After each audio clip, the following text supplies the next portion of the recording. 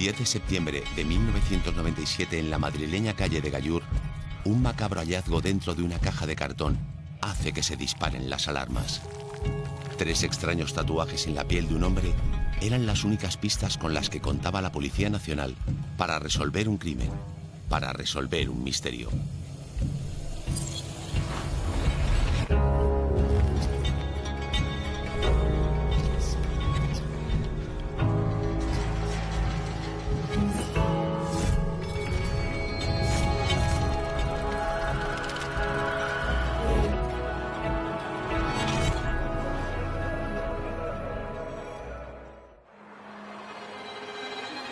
Han pasado 20 años y en el barrio madrileño de Carabanchel todavía se recuerda la misteriosa aparición de aquel cuerpo descuartizado y tatuado. Éramos unos cuantos, éramos 7 o 8 chavales y una persona que estaba en la calle empezó a buscar la basura y se encontró dos bolsas de basura negras envueltas, encintadas y todo, y vino, nos llamó.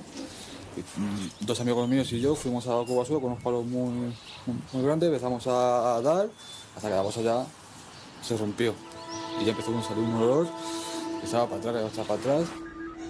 La pasada semana, los vecinos de la madrileña calle de Gallur miraban asombrados un extraño paquete que se había encontrado en un contenedor de basura. Bueno, pues yo en aquella época, pues por H o por B, pues estaba enganchado, ¿sabes? Y a ver, un toxicómano, pues ¿qué hace? Pues mirar en un cubo, mirar en otro, y abrí la tapadera y había una caja. Rompí la caja y había una bolsa azul muy grande. Entonces cogí, la toqué y noté como un perro, o no sé, no lo que era. Y cogí yo, rompí la caja y rompí la bolsa. Y al romper la bolsa vi como un brazo torcido, pero yo creía que era cordero porque no tenía vello, ¿sabes? Entonces digo, ¿y esto qué es? Y rompí un poco más la bolsa, ¿no?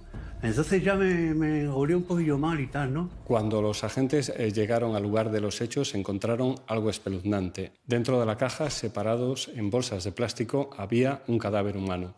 En una bolsa se hallaba el tronco y en otra las extremidades. Y con la porra y un dedo rompió el agente la bolsa y vio que era lo que es un tronco y un brazo de un cuerpo.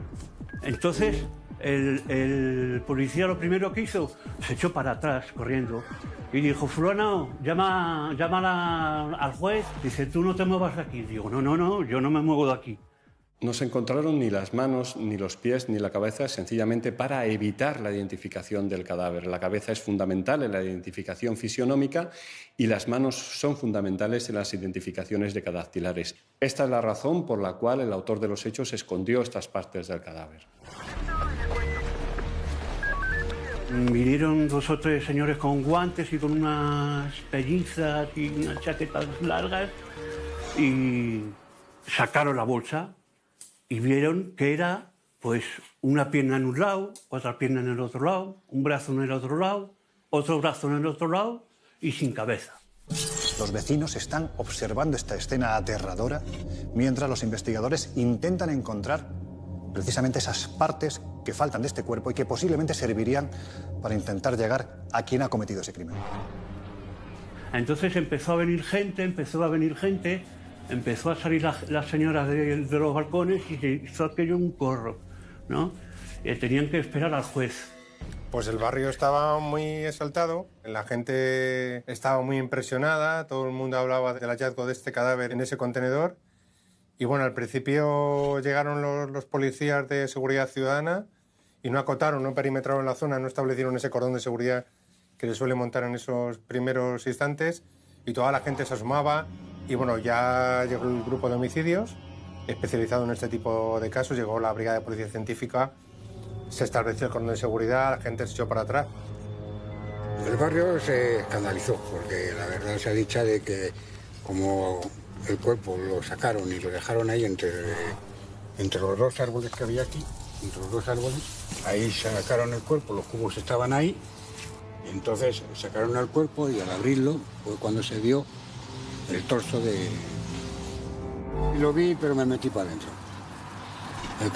Porque tenía entonces mi hijo pequeño, era muy pequeño, lo que no quería era que lo viera. Yo me tiré un año sin dormir porque tenía yo cerrados los ojos y veía lo que es el tronco, si los brazos, si las piernas y si la cabeza. Estuve pasándolo fatal, un año y medio durmiendo con mi abuela porque no podía dormir solo. Y con la luz encendida porque es que lo tenía ahí. Al principio se hablaban cosas, bueno, pues exageradas, diciendo que había sido alguien del barrio que le habían matado por venganza, que podía haber sido alguien de los grupos de etnia gitana que pululaban por la zona. Se hablaba de que podía ser un ajuste de cuentas, de una secta, de yo qué sé. Es que creo que le cortaron podían los dedos y donde tendría huellas, me imagino, no sé, la cabeza. Entonces se dijo que fue un ajuste de cuentas. Pero claro, no sabíamos ni quién era. Podía haber sido uno que viniera de otro barrio a comprar, no pagó, lo que fuera, porque aquí hemos tenido hasta tiros y hemos tenido de todo. Había mucha gentuza por este calle, sí.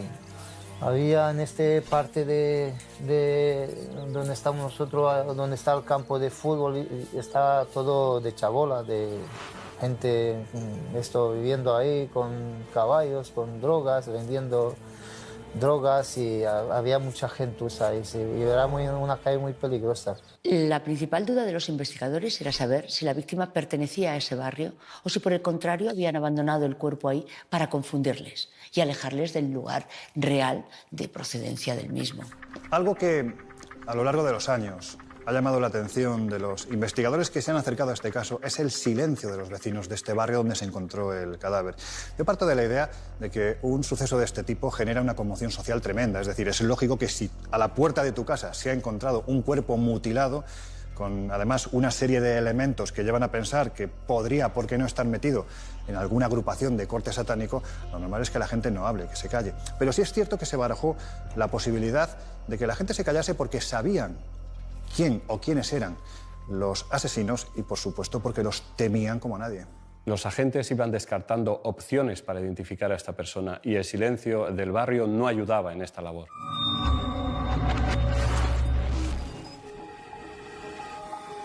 El caso del cadáver tatuado se ha convertido en materia de estudio en la Universidad de Criminología de Madrid.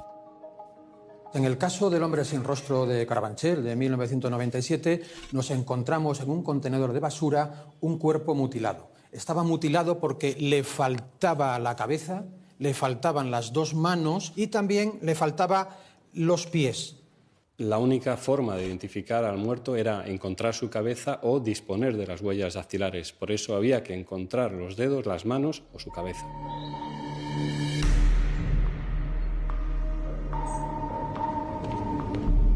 Cuanto menos datos tenemos para poder identificar, más difícil será. Si cuando no disponemos de huella de la necrodactilar, de la huella del dedo, y además no disponemos tampoco de la posibilidad de la huella dental, que nos permitiría también una forma de identificación, efectivamente se nos va restringiendo la posibilidad de identificación.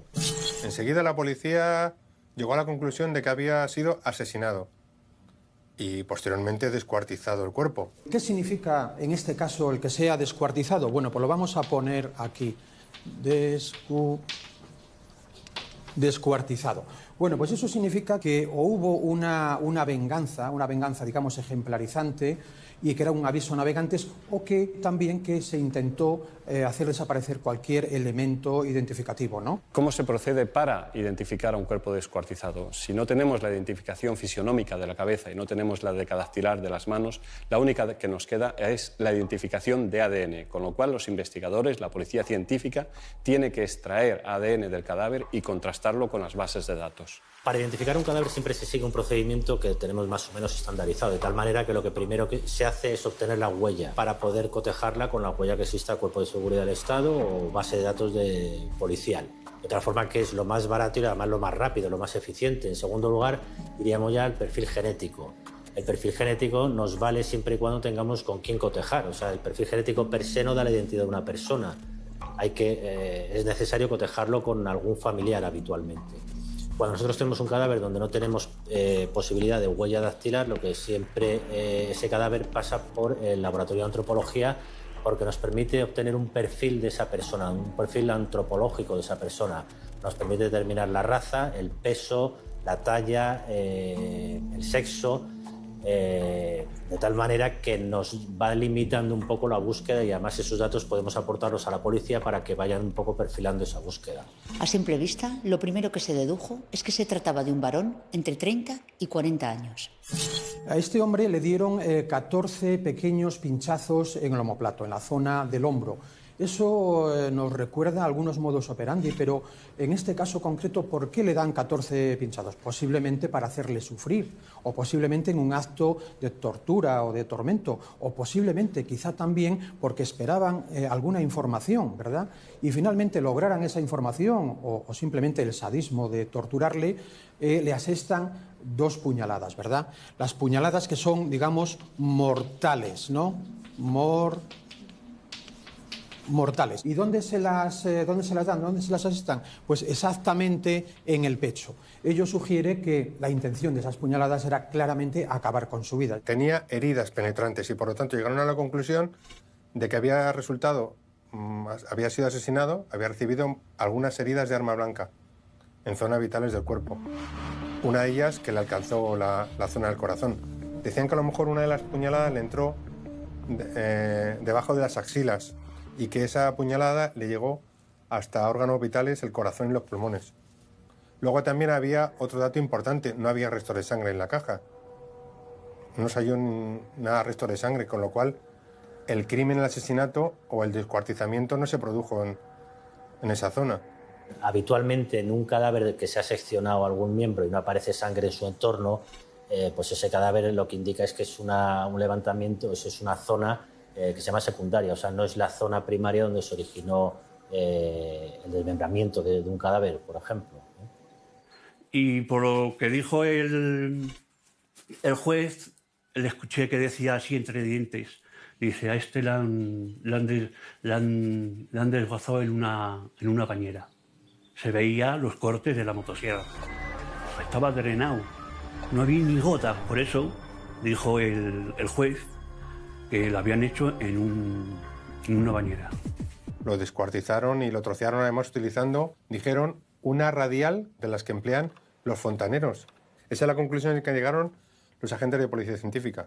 Sin embargo, el médico forense ve algo que llama su atención antes de proceder al levantamiento del cadáver.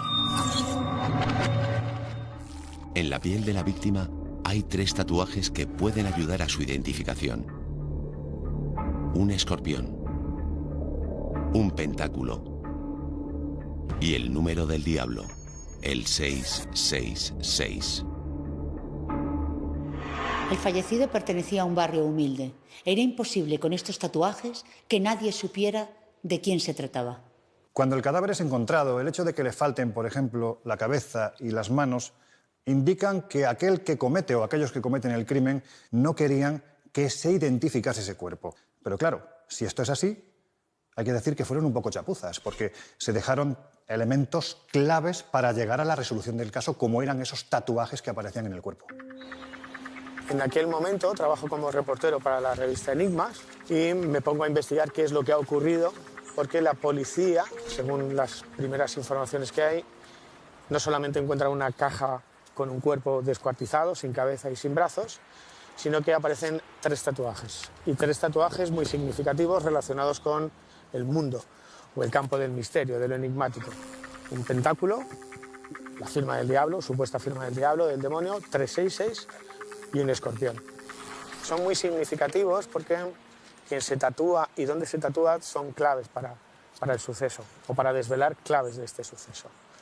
No se tatúan o no son tatuajes estéticos, visibles, están en el pecho y en el torso, es decir, quien se los hizo no quería mostrarlos. El primer tatuaje que llama la atención de los investigadores cuando ven este cuerpo es el escorpión. ¿Por qué? Porque el escorpión, dentro de la mitología antigua, viene a representar, por un lado, el evitar el dolor. El dolor a veces se evita mediante la propia muerte, el suicidio, y eso es lo que sabe hacer muy bien el escorpión. Y por otro lado, para cortar la entrada de espíritus malignos. Pero tiene otra lectura. El escorpión es un insecto que cambia de piel 6 veces en su vida, es decir, muere y renace. Quizás esto es lo que quería representar aquel que se puso ese tatuaje, es decir, muero de una vida, renazco a otra. ¿A qué vida? Tenemos que seguir leyendo los tatuajes. El pentáculo es un símbolo que te muestra magia negra o magia blanca en función de las aristas de las estrellas. En este caso tiene las aristas hacia abajo, con lo cual es magia negra. Los símbolos que hay en el interior de ese pentáculo también nos dan pistas. Está el alfa y el omega, el principio y el fin. Un poquito más abajo, sobre su pecho, se encuentran un pentáculo dentro de un círculo. Es un símbolo puramente satánico y quizás el más satánico de todos, el 666, que es el número de la bestia.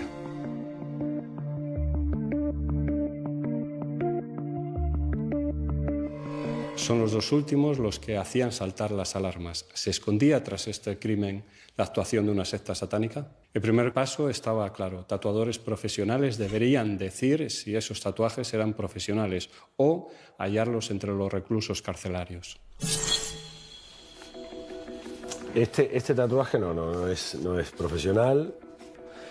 Viendo las imágenes un poco y el contexto, tiene pinta de ser algo más sectario que...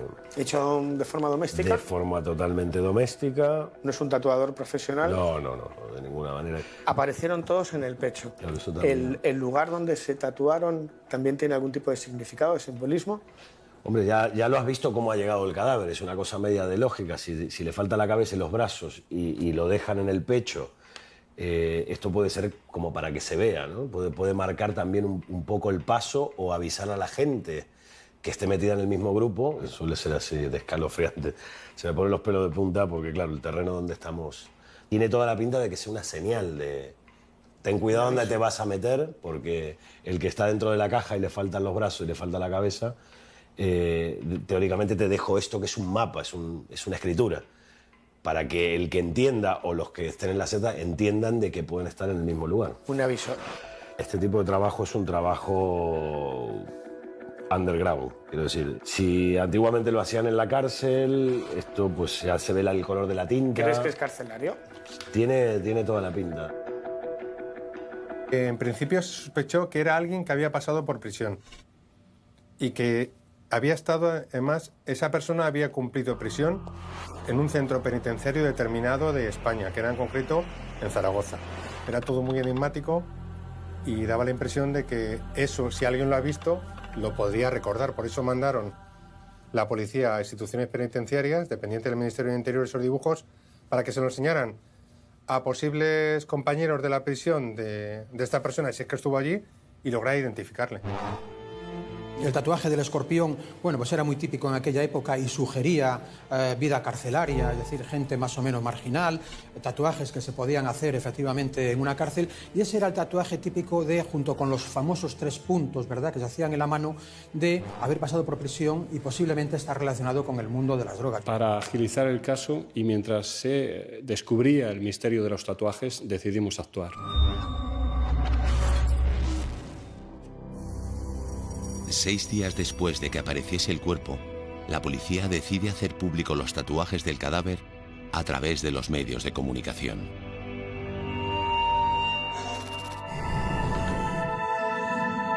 Dos tatuajes, un escorpión de tinta azul sobre el hombro y un extraño símbolo esotérico pintado en el pecho, son las principales pistas con las que cuenta la policía para solucionar un misterio, para atrapar a un asesino. Para resolver este caso era absolutamente necesaria la colaboración ciudadana. Solo un conocido de la víctima podía aportar información relevante. No era algo habitual, por eso sorprendió mucho en aquella época que la policía divulgase los tatuajes. O sea, que todo el mundo pudiese ver el tatuaje tan enigmático que tenía ese hombre y la estrella de 5 puntas que tenía al lado. Es algo que sorprendió porque la policía suele ser recelosa, suele actuar con mucho sigilo en ese tipo de investigaciones, pero llegaron rápidamente a la conclusión de que iba a ser muy difícil identificarlo y que quizás alguien podía contribuir a la identificación de ese cadáver divulgando esos tatuajes que que además al principio se relacionó a este hombre con alguna secta satánica. Tras hacerse públicos los tatuajes, recibimos un centenar de llamadas, el 90% sencillamente eran bromas. Solo 2 llamadas anónimas captan la atención de los investigadores. Una de las llamadas se realiza a la redacción del programa Buscados con Cargo, de Televisión Española.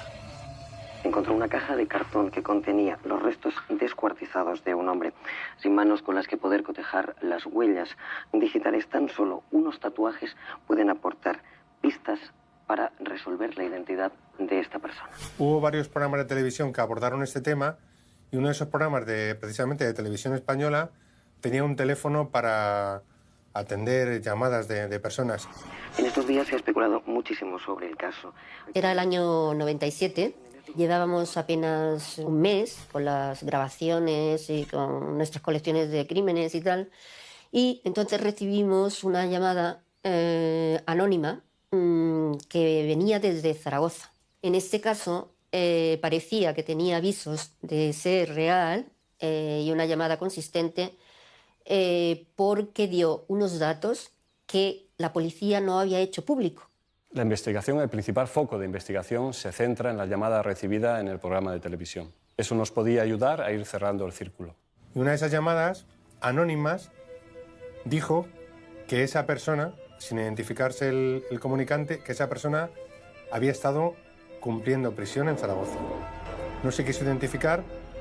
En aquella época esa llamada tampoco se pudo registrar, no se pudo localizar a ese comunicante. Y la vía de investigación que utilizó la policía en este caso era intentar lo que hemos comentado, que se descubriese si alguien de esa prisión de Zaragoza pudo haber visto a esa persona en el centro penitenciario. La autopsia revelaba que la víctima había muerto a las 2 de la tarde del mismo día en el que se encontró. El cuerpo apareció en torno a las 6 de la tarde. Por eso los investigadores trazan un radio de 300 kilómetros en torno a la calle Gallur, que es el recorrido que se puede hacer en 3 horas. Zaragoza se encontraba dentro de ese perímetro. Sí tuvieron una chispa, yo creo, de esperanza, por eso se movilizaron y se marcharon a Zaragoza, que era el único hilo conductor que había. El cadáver apareció dentro de una caja de cartón que era el embalaje de un frigorífico. Ese código de barras que aparecía en esa caja de cartón situaba a la policía en Zaragoza. Supuestamente ese frigorífico fue vendido en Zaragoza. Es lo que había supuestamente el frigorífico que había dentro de esa caja de cartón. Y por lo tanto se sospecha que quizás los que acabaron con la vida de este hombre y luego lo descuartizaron, a lo mejor cometieron el crimen en Zaragoza. Pero instituciones penitenciarias informó que no tenían conocimiento de un sujeto que hubiera ingresado en prisión con estos tatuajes. Nadie parecía identificarle en la zona a través de ellos. Ante un caso del que no tenemos prácticamente pista ninguna que nos lleve a quienes han cometido este asesinato, yo creo que se puede elucubrar lo que uno quiera. Hay que ir encadenando esos eslabones para intentar juntar toda la cadena. El hecho de que se encontrara en la calle Gallur llevó a una parte de la investigación a pensar no en el hecho de que se encontrara en la calle Gallur, en que la calle tuviera ese nombre, sino en que Gallur era un pueblo de Zaragoza. Un pueblo que además tiene una extensísima tradición templaria. Vamos a seguir elucubrando. Pensemos que los templarios, cuando son condenados en el siglo XIV, a principios del siglo XIV, y finalmente quemados en la isla de los judíos, en el Sena, en París, son acusados de sodomía, de escupir a la cruz y, sobre todo, de adorar a ídolos paganos. De hecho, se hablaba de una suerte de diablo, de demonio de la sabiduría, al que llamaban Baphomet. Dadas las especiales características de este caso, de estos tatuajes concretamente, pensamos... Se barajan distintas hipótesis y la policía no parecía tener claro cuál era el móvil del asesinato. ¿Por qué cree usted que al cadáver le han cortado tanto manos como pies? La verdad es que descuartizar un cadáver obedece fundamentalmente a 3 circunstancias. No había unanimidad en las creencias, digamos, en las opiniones, ¿no?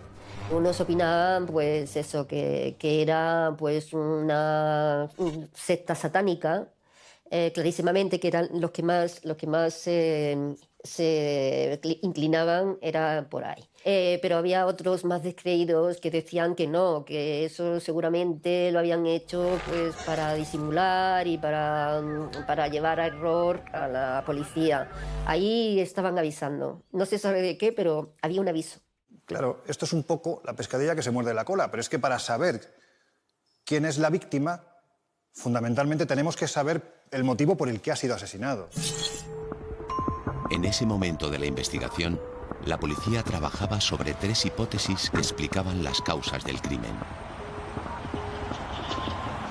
Bueno, la primera hipótesis que barajamos es la de la venganza. Es decir, una venganza que podemos, teniendo en cuenta el modus operandi, definir como ejemplarizante. ¿Por qué ejemplarizante? Bueno, porque si simplemente se trata de acabar con la vida de alguien, se le da un tiro o se le asestan unas puñaladas y nada más. Pero aquí había un acto de ensañamiento, ¿verdad?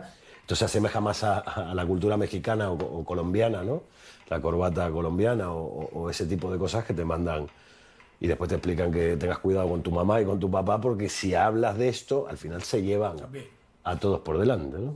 Entonces es muy posible que estemos ante una venganza ejemplarizante con aviso a navegantes. ¿Por qué aviso a navegantes? Bueno, esto nos recuerda un poco el tema de los narcos mexicanos, ¿verdad? Incluso en Madrid, la famosa banda de los Tigres de Arcanque, no solamente mataron a uno de sus socios de la banda, sino que le mutilaron precisamente para que su propia banda o las bandas rivales, no se sabe, tomaran ejemplo de ello, ¿no? Esta es la primera hipótesis, es decir, la venganza.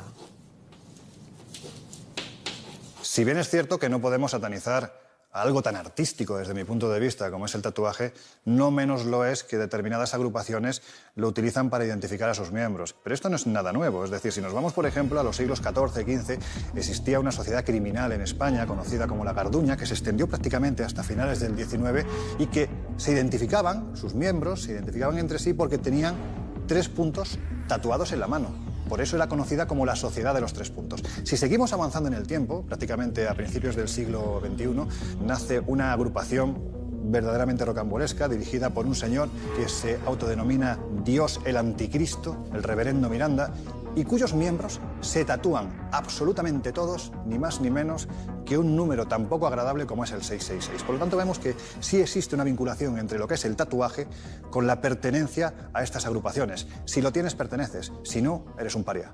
Básicamente, lo que te puedo decir por experiencia de piel, tatuaje, tinta y vista, que esto muy buena pinta no tiene. Detrás de esto hay una pared tan oscura, o quizás más grande que el muro de Berlín. Ritual satánico. Vale, ¿por qué ritual satánico? Bueno, por las evidencias de los tatuajes en el cuerpo. Bien, es cierto que luego se ha sabido que esos tatuajes eran de varias épocas, pero había luego marcas como el 666 y un círculo claramente, digamos, de inspiración satánica. En este caso, pues también se puede dar una vinculación satánica, por decirlo de alguna manera. Y el hecho de que apareciera decapitado, es decir, que apareciera sin la cabeza y las manos y los pies, pues también puede sugerir efectivamente pues, un ritual de sacrificio, ¿verdad? Y esa posibilidad pues hay que contemplarla. Cuando estamos viendo, ¿no?, que se realiza un ritual aparentemente de corte satánico en el que hay un sacrificio, a veces de animal, en ocasiones humano, esto nos remonta, no es reciente, es decir, nos podemos ir a los siglos XVI, XVII, con grandes procesos de brujería donde esto supuestamente ocurría. Pero en la actualidad, ¿se produce? Sí, se produce.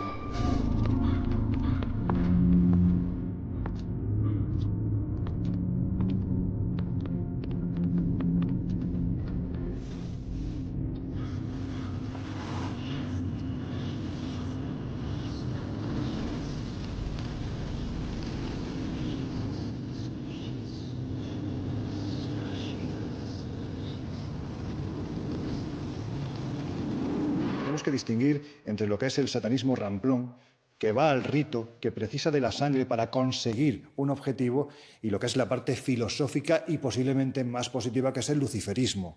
Porque el satanismo al final es, digamos que, la parte dura, el mamporrero. Cuanto más sangre mejor, cuanto más sacrificio mejor, porque es la forma de encauzar a aquella persona que ha entrado en el colectivo hacia donde nosotros queremos encauzarlo, que no es adorar a un demonio, es el control mental y el lavado de cerebro de esa persona. Poco a poco, la hipótesis del rito satánico comenzaba a tomar forma entre los investigadores. No había evidencias, pero sí indicios de que algunas sectas satánicas actuaban en la clandestinidad. Aquel cuerpo tatuado y descuartizado era un mapa que conducía a un territorio oscuro y macabro. Los tatuajes de este hombre son claramente, al menos dos, de inspiración satánica, ¿no? Esto, dentro de lo malo, está hecho con tinta, pero hay muchos casos que lo pueden hacer, que yo he visto también en pieles, cortarlos con cristal o hacer un tipo de escarificación, hacer el mismo dibujo con una gilet, llenarlo de ceniza,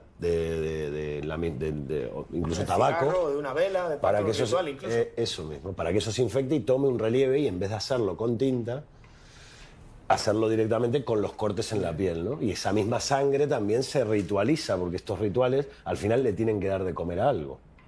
En este tipo de rituales satánicos come la entidad maligna. La entidad maligna. En aquellos años unas 20 sectas satánicas actuaban en España, de las cuales 2 estaban en Madrid. Eran adoradores del anticristo que se reunían más o menos una vez al mes para invocar al demonio. Todo lo relacionado con el satanismo siempre ha llamado la atención de determinados sujetos y de determinados colectivos sociales. Solo por transgredir, romper con las normas establecidas, son muchos los que se dedican a la adoración de Satán, a la práctica de misas negras, al ocultismo y a investigar todo lo relacionado con el satanismo. ¿Cómo entender el satanismo? A partir de los 90 hay un boom dentro del satanismo. Seguramente todo el mundo lo recordará. Estaba de moda, entre comillas, profanar cementerios y bailar encima de una tumba y hacer pintadas. Y son numerosas las noticias que recordamos todos de profanación en un cementerio. Han roto cruces, han roto lápidas, profanación en una iglesia. Se han llevado una cruz, se han llevado un cáliz. Empieza a haber actos satánicos, profanaciones satánicas que acaparaban portadas y reportajes. Entre 50 y 60 tumbas del cementerio municipal de Huelva han sido profanadas. Las tumbas aparecieron con sus cruces arrancadas y enterradas de nuevo invertidas, simbología que suele asociarse a las sectas satánicas. Hola, buenas noches. A las puertas del siglo XX, ante la incredulidad de muchos, el temor y el asombro de otros, el satanismo y la magia negra vuelven a estar de plena actualidad. En la década de los 90, según el registro de asociaciones culturales del Ministerio de Cultura, precisamente, había aproximadamente unas 320, 350 agrupaciones que se podían considerar sectarias. Esto no quiere decir ni que fueran destructivas ni que fueran satánicas. Lo que sí es cierto, y son datos que por aquel entonces manejaban determinados miembros de la Iglesia, es que en España podrían funcionar en torno a 20, 30 agrupaciones de corte satánico. 2 de esas agrupaciones podían actuar en Madrid. Creyentes y ateos aparecen envueltos en espeluznantes historias que hablan de violencia, profanaciones y muerte. Hoy les proponemos como debate en A través del espejo los ritos satánicos. Emitimos como siempre en directo desde el estudio 10 de Prado del Rey.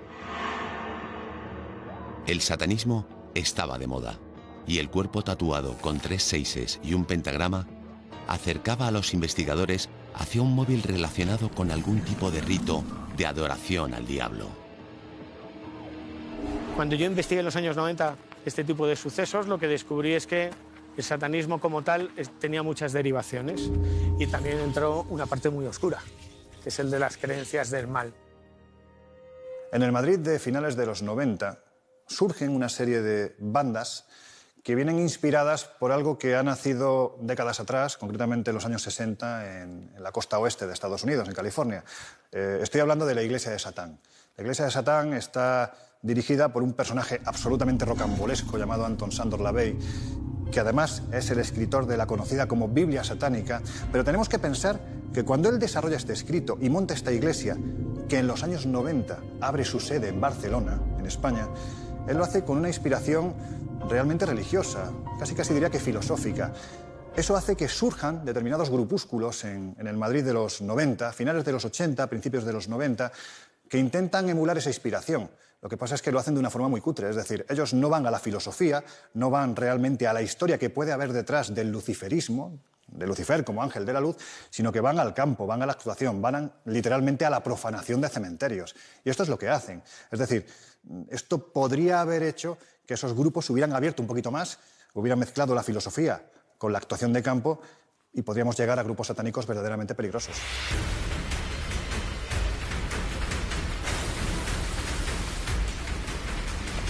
En 1975 se produce la primera reunión de seguidores satánicos, de seguidores del diablo, y se produce en Madrid, en la estatua del Ángel Caído, que está a 666 metros de altura, curiosamente.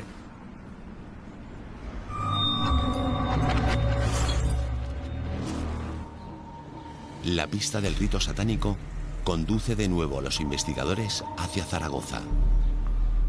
Exactamente al cementerio de Torrero, donde se habían producido en esos meses varios actos vandálicos con profanaciones de tumbas.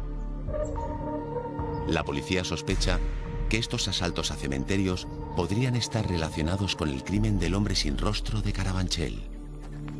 ¿Qué pasó cuando vino la policía a investigar el caso? ¿Recuerdas si se llegó a saber quién había podido ser, si se llegó a detener a alguien?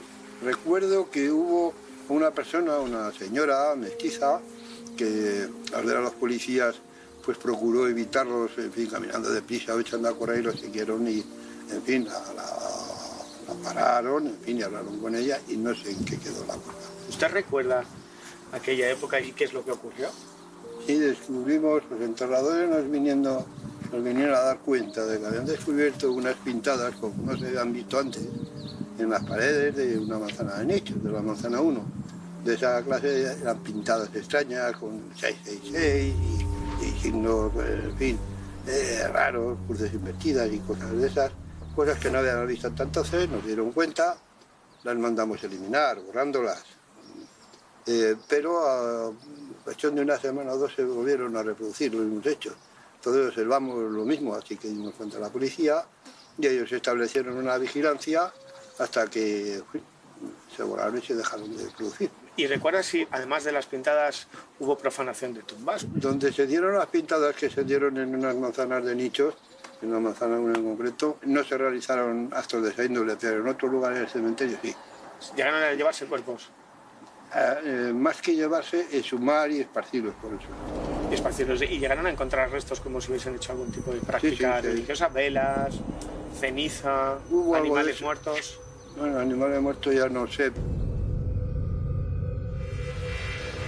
Pero es que no solo esto, se produjeron casos tan sumamente extraños, especialmente recuerdo el del cementerio de Valladolid, donde un grupo satánico que se autodefinía como heavy satánico, llegaron a este cementerio, abrieron varias tumbas que además ya eran antiguas, fueron específicamente a ellas, y se dedicaron a fumar marihuana con los huesos de los muertos.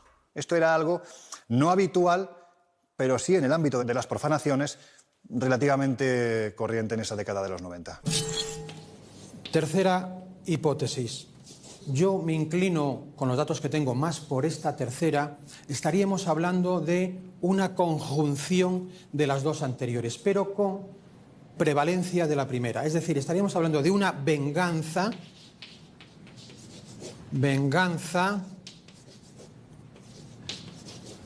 pero con matices. Una venganza posiblemente de origen de una banda criminal, relacionada quizá con el narcotráfico, muy posiblemente, fuera su propia banda o una banda ajena o rival, pero como se da la circunstancia de que el cadáver tenía esas marcas, digamos, de origen satánico, pues que tuviera alguna relación con algún tipo de secta. Resumiría con un término latinoamericano, ¿verdad?, que es el del narcosatanismo. Lo escribo. Narcosatanismo. Y lo subrayamos por su importancia. ¿Y qué es el narcosatanismo? Es la mezcla de rituales satánicos con el mundo del narcotráfico. En el narcosatanismo se utilizan rituales de palo mayombe. Son rituales que mezclan la cultura vudú, la cultura brasileña, la cultura cubana, de la santería, en la que es necesario utilizar restos de cadáveres, cuerpos humanos, y se realizan con la finalidad de favorecer el negocio del narcotráfico. La gente que quizás lleve esto no viene de un lugar o no está metido en una cosa que sea transparente. A veces hablar de esto puede traer alguna consecuencia, pero detrás de este tipo de cosas se me pone la piel de gallina. He visto, evidentemente, no lo he hecho yo, pero sé más o menos de dónde o de qué ambiente por ahí podía venir este tipo de... Y no es nada grato, ¿eh? Y detrás de esto hay gente que no está bien de la cabeza, gente enferma, pero muy mala. Este tipo de gente que lleva por ahí este tipo de escritura, ya nada más entrar por la puerta, se respira ese frío cuando entra una persona de ese lado, cuando dices, ostras, Se respira el miedo. se respira el miedo. Y esta gente no son 4 forofos que están en un local tomando cervezas dentro. Esto es una asociación, quizás a saber los miembros que tenga dentro, no tiene pinta de ser una secta, y bastante importante porque el tipo de ejecución y el tipo de cómo llevar cómo se presentó el cadáver suena muy mexicano, ¿no? Quizás debamos de fijarnos en 2 conceptos que a mí particularmente me resultan aterradores, especialmente cuando se fusionan. Por un lado el satanismo, por otro lado el narcotráfico. Y si tuviéramos que hablar de un personaje polémico, quizás el precursor de ese narcosatanismo, obligatoriamente tenemos que hablar de Adolfo de Jesús Constanzo. Esta persona nace en Miami y rápidamente, además, es iniciado en el rito del palo mayombe, santería. Al cabo de los años abre una consulta, empieza a recibir a gente reconocida, ¿no?, de la sociedad alta, de la alta sociedad, especialmente de la costa oeste. Y esto llega a oídos de los narcotraficantes. Entran en contacto con él, empieza pagando $4.000 por los rituales y acaban pagando auténticas fortunas. ¿Para qué? Bueno, el narcotraficante lo que busca mediante el ritual satánico que realiza este personaje es esquivar, librarse en definitiva de la mirada de la policía y continuar haciendo su trabajo, ¿no? Bueno, pues esto lleva a que finalmente se descubra en el rancho que Constanzo tenía en la localidad de Matamoros, en la frontera prácticamente entre México y Estados Unidos, lleva a que se descubra un auténtico museo de los horrores. Cuanto más bestia fuera el pago de sangre, más posibilidad tendríamos de que se cumpliera aquello que se pedía.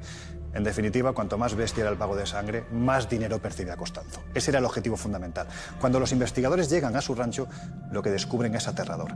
Hay botes en cuyo interior se encuentran cerebros, las víctimas han sido emasculadas, se encuentran genitales dentro de los botes, pero lo que llama poderosamente la atención es el hecho de que Constanzo ha llegado a dar una vuelta a la barbarie humana prácticamente de 360 grados, al punto de que se ha llegado a realizar corbatas con la columna vertebral de las víctimas.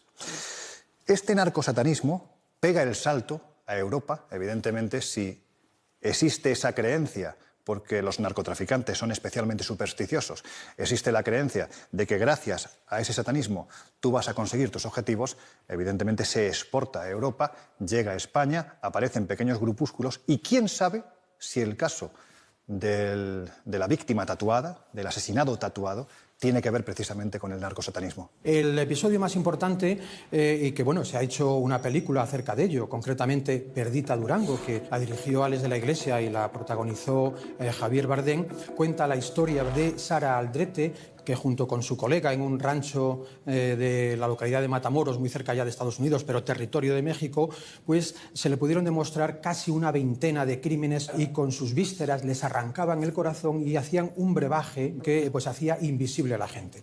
Cuando la policía mexicana les detuvo, hubo un tiroteo que duró varias horas y es curioso porque todos menos ella murieron porque se creían invisibles, precisamente con los brebajes que habían preparado, ¿verdad? Y que habían, como decía, bueno, pues mezclaban el narcotráfico puro y duro con una cierta santería. Venganzas, traiciones, rituales satánicos, ajustes de narcotráfico. ¿A qué se estaban enfrentando los investigadores? La autopsia revela datos esclarecedores. Los cortes habían sido hechos por profesionales. La decapitación y corte de manos y pies no es propia de ritos satánicos, sino de individuos que saben perfectamente lo que hacen. Los investigadores obtienen una valiosa pista. El día que el cuerpo fue encontrado, los vecinos observaron cómo una furgoneta roja se acercaba al contenedor de basura y de ella se bajaban dos individuos que depositaron una caja en su interior.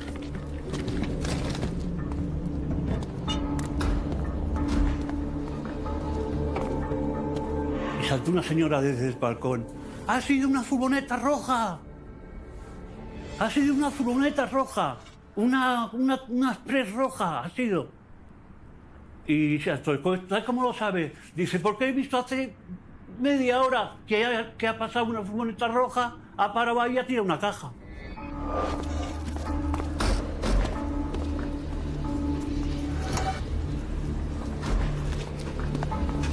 La misteriosa furgoneta roja nunca fue identificada por los investigadores, pero sirvió para cerrar el círculo sobre los posibles autores del macabro asesinato.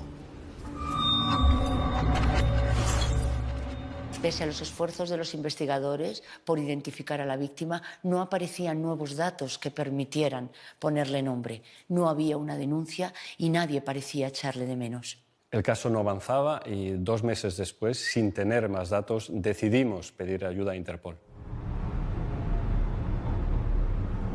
El estudio antropológico reveló que se trataba de una persona de otra etnia. El juzgado de instrucción lo que hace es que insta a criminalística, a los cuerpos y fuerzas de seguridad del Estado, para que tomen muestras para proceder a su identificación, o bien con la necrodactilar, con la huella necrodactilar, o bien mediante ADN. Y en algunos casos se pide la colaboración de Interpol cuando se sospecha que es un extranjero. Dentro de las denuncias de desaparecidos no había nadie que encuadrara con estas características y empezó a barajarse la posibilidad de que fuera un ciudadano extranjero. Acerca de la identidad del hombre sin rostro hay dudas. La lógica nos lleva a pensar que sea extranjero, ¿verdad? Y muy posiblemente de origen latinoamericano. Siempre se dijo que había la opción de que muy probable que fuera una persona nacida en Sudamérica. Y siempre se especuló con la teoría de que alguien relacionado con el tráfico de drogas. También se miraron los tejidos para ver si esa persona había consumido algún tipo de sustancia y no se pudo llegar a esa conclusión. Yo creo que en líneas generales la investigación es correcta, sí. Es decir, aquí los funcionarios de policía lucharon contra grandes imponderables. Primero, la falta de arraigo de este cadáver en la zona. Y, claro, es muy importante para las investigaciones ir tirando de círculos concéntricos, ¿no? ¿Cómo se hacen las investigaciones? De tal modo que si uno no da un resultado efectivo, pues vamos siguiendo el hilo conductor hasta donde se pueda resolver el caso. Primero, por la economía lógica, ¿verdad?, en las gestiones, y porque en el círculo más próximo es donde puede haber intereses a favor o en contra, en este caso del crimen. Y se van ampliando, ¿verdad? Y si no tenía arraigo, si posiblemente era extranjero, si nadie le reclamó, si había llegado a España de un modo esporádico, si además formaba parte de un clan o de una banda o de un cártel relacionado con el narcotráfico, es incluso posible barajar la hipótesis de que podía tratarse de un correo de la droga. Bueno, no lo sabemos.